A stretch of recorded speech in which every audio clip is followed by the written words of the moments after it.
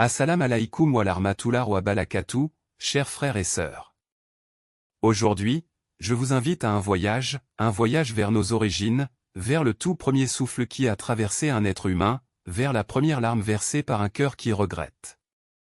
Ce n'est pas juste une histoire ancienne, c'est la racine de notre propre histoire.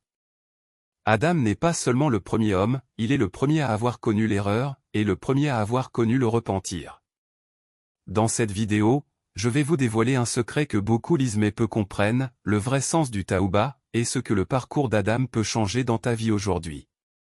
Avant de commencer, n'oublie pas de t'abonner à la chaîne Islam au top, d'activer la cloche pour ne rien manquer, et si cette vidéo t'inspire, laisse un like pour qu'elle touche d'autres cœurs. Bismillah, on commence. Dans l'invisible, une conversation se tient. Allah annonce à ses anges. Je vais placer sur terre un califat. Et ce mot au califat porte déjà une charge sacrée. Ce ne sera pas un ange.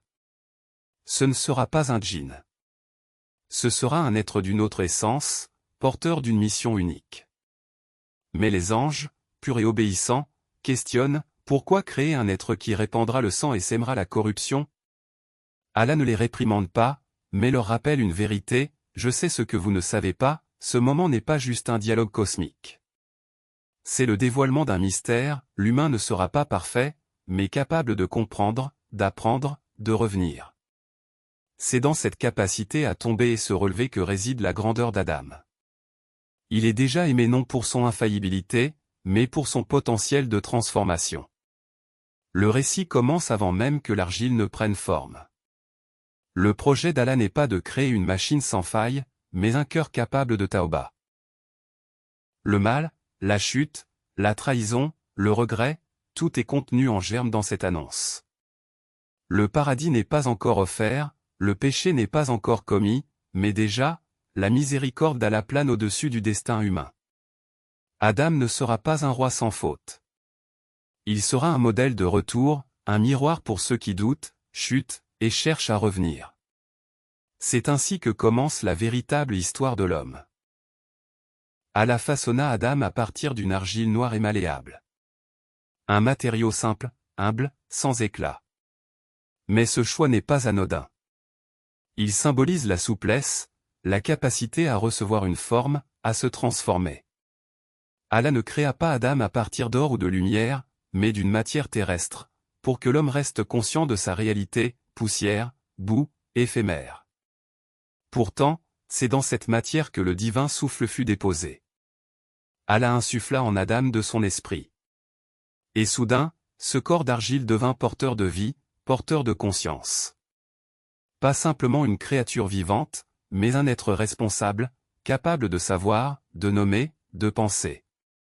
Adam ouvre les yeux, et il ne voit pas simplement, il comprend. L'honneur ne vient pas de la matière, mais de ce que Dieu y met. Et les anges, témoins de cette élévation, reçoivent un ordre étonnant, se prosterner. Pas pour adorer, mais pour reconnaître la dignité qu'Allah a donnée à Adam. Tous obéissent. Tous sauf un. Iblis, pourtant présent parmi les anges, refuse. Ce n'est pas de l'incompréhension. C'est de l'orgueil pur. Il regarde la matière, il juge le support, il méprise l'essence. Je suis meilleur que lui. Cette phrase marque la naissance du conflit. Mais Allah a déjà décidé, Adam est porteur d'un secret que même les anges ne saisissent pas encore. Il ne sera pas simplement le premier homme.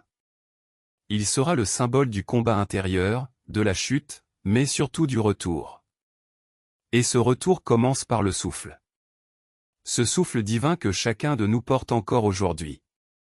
Iblis n'était pas un ange, mais un djinn parmi eux, élevé pour sa piété. Pourtant, face à l'ordre de prosternation, son cœur se durcit. Ce n'était pas une incompréhension ou une hésitation. C'était un refus volontaire, une résistance intérieure fondée sur l'orgueil. Le feu dont il était créé l'aveuglait, je suis meilleur que lui. Tu m'as créé de feu, et lui d'argile. Il se compare, il juge, il rejette. Ce n'est pas l'ordre divin qu'il nie, mais la sagesse derrière cet ordre. Il croit que sa nature le rend supérieur, alors qu'Allah regarde la taqwa, pas la substance. Iblis devient ainsi le premier à introduire l'orgueil, la comparaison toxique, le refus d'obéir à un décret divin. Son erreur n'est pas simplement une faute, c'est une guerre déclarée. Il n'a pas demandé pardon, il a accusé. Il n'a pas regretté, il a défié. Et il jura de détourner les enfants d'Adam, un par un, jusqu'au dernier souffle. Ce moment est le point de rupture. L'arrogance devient la première maladie du cœur. Et Allah l'exclut de sa miséricorde. Ce n'est pas une punition immédiate, c'est la conséquence d'un cœur scellé. Iblis ne s'est pas trompé comme Adam se trompera. Iblis a refusé de se remettre en question. Et là réside toute la différence entre une erreur humaine et une rébellion orgueilleuse. Ce jour-là, l'hostilité entre l'homme et le Shaitan prend naissance. Une hostilité qui ne se combat pas avec l'épée, mais avec le souvenir d'Allah et l'humilité du cœur. Adam ne le sait pas encore, mais son ennemi ne sera pas extérieur. Il sera souvent intérieur, subtil, déguisé, séduisant. Et il faudra bien plus que la connaissance pour le vaincre, il faudra le repentir. Adam et sa compagne résident au paradis. Pas celui promis aux croyants après la mort, mais un jardin céleste d'honneur et de test. Ils y trouvent paix, abondance, liberté.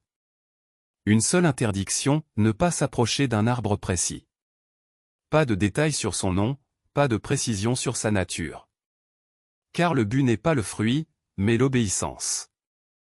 L'interdiction est un rappel, même dans l'abondance, l'humain a besoin de limites. Iblis attendait ce moment. Il ne revient pas en ennemi déclaré, mais en faux conseiller. Il ne dit pas « désobéissez », il dit « vous serez éternels. Vous deviendrez des anges ». Il joue sur la peur de perdre, sur le désir de plus. Adam hésite. Il oublie. Il faiblit. Et il mange. La faute est là, simple, humaine.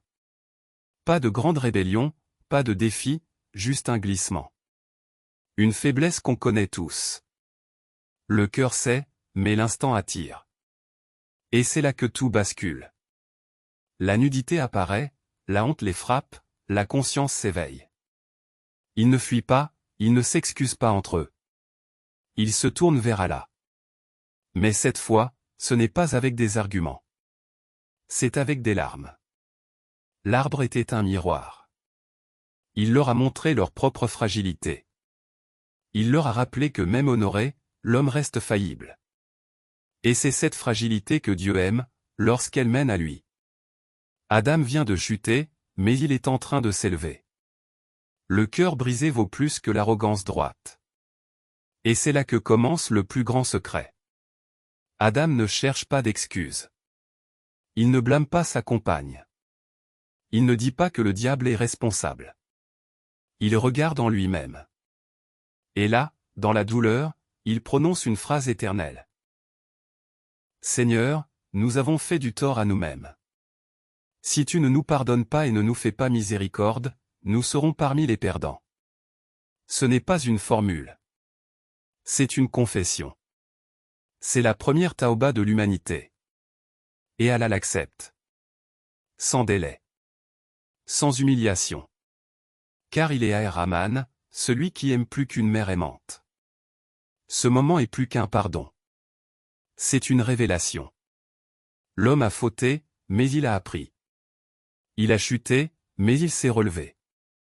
Et dans ce mouvement, il a tracé la route pour tous ses enfants. Nous tous. Le péché n'est plus un point final. Il devient un virage vers Allah. Le regret sincère devient un acte d'adoration. Les larmes d'Adam valent plus que les prières mécaniques des orgueilleux. Il comprend que la proximité avec Dieu ne vient pas de la perfection, mais du retour après l'égarement. Chaque fois qu'un cœur se brise dans la solitude, chaque fois qu'une voix intérieure dit « j'ai mal agi ». Chaque fois qu'une larme coule avec le nom d'Allah sur les lèvres, c'est Adam qui revit en nous. Et c'est Allah qui pardonne encore. Adam ne fut pas jeté sur terre comme un criminel banni. Il y fut envoyé avec un but. Beaucoup lisent la chute d'Adam comme un échec. Mais en réalité, c'était une transition. Allah dit, descendez d'ici, ennemis les uns des autres. Sur la terre, il y aura pour vous résidence et jouissance pour un temps. La terre n'est pas une punition, c'est un champ d'épreuve. Ce n'est pas le paradis perdu. C'est le lieu de la construction. Adam n'est plus un résident d'un jardin céleste, il devient un bâtisseur sur terre. Il apprend à vivre avec les conséquences de ses choix. Il apprend à cultiver, à aimer, à souffrir, à enterrer un enfant, à survivre. Il apprend ce qu'aucun ange n'a jamais goûté, la douleur du détachement, la beauté de l'espoir, le combat de la foi. Sa descente est celle d'un prophète porteur d'une leçon immense. La vie ici-bas n'est pas une chute, mais une mission. Il doit maintenant enseigner à ses enfants ce qu'il a lui-même compris, la faiblesse est naturelle, le retour est spirituel. Adam n'a pas perdu sa valeur en quittant le paradis. Il a gagné en maturité.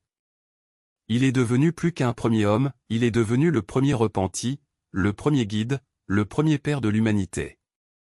Et sa descente, loin d'être une fin, marque le début de notre histoire à tous. Une histoire écrite avec la sueur, les prières, les fautes et les pardons de ses enfants, jusqu'au dernier jour. Quel est donc le legs d'Adam? Adam ne laissa pas à ses enfants un empire, ni des palais, ni de l'or. Il leur laissa bien plus, une parole, une expérience, une trajectoire. Il leur transmit ce qu'il avait appris à travers sa chute, l'humilité. Il leur enseigna que la vraie grandeur ne réside pas dans la puissance, ni dans la domination, mais dans la capacité à reconnaître ses erreurs. Adam fut un père. Pas seulement biologique, mais spirituel. Il vit ses enfants grandir, se battre, parfois s'éloigner de la vérité. Il assista à la première jalousie, au premier meurtre, au premier deuil. Il vit l'humanité se diviser dès ses débuts. Mais il resta celui qui se souvient. Celui qui raconte à ses enfants, j'ai vu le paradis. J'en ai été proche. Et je l'ai perdu. Mais j'ai appris que le plus grand trésor, ce n'est pas d'y rester, mais de savoir comment y revenir.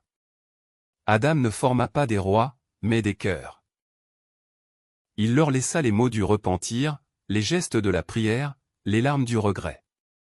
Et surtout, il leur transmit cette vérité, Allah n'est pas celui qui rejette celui qui faux, mais celui qui attend celui qui revient. Le véritable héritage d'Adam est invisible, mais éternel. Il coule dans nos veines chaque fois qu'on baisse la tête en disant « Ya Rabbi, j'ai fauté ». Il vit dans chaque prosternation sincère, dans chaque larme de minuit, dans chaque retour intérieur vers celui qui pardonne. Adam ne fut pas un simple ancêtre. Il est notre miroir, notre rappel, notre maître dans l'art sacré de revenir à Allah, encore et encore. Tu viens de suivre l'un des récits les plus puissants jamais révélés. Un récit qui ne parle pas seulement d'un homme, mais de toi, de moi, de nous tous. Nous sommes les enfants d'Adam. Nous chutons. Nous doutons. Mais surtout, nous avons en nous ce souffle sacré, et ce secret merveilleux, la capacité de revenir vers Allah. Si cette histoire t'a touché, si tu as ressenti en toi le besoin de revenir à ton Créateur, alors n'attends pas demain. Le paradis n'est pas derrière nous, il est devant. N'oublie pas de t'abonner, de partager cette vidéo, et surtout de ne jamais désespérer de la miséricorde d'Allah. Wassalamu alaykum wa rahmatullah wa barakatuh.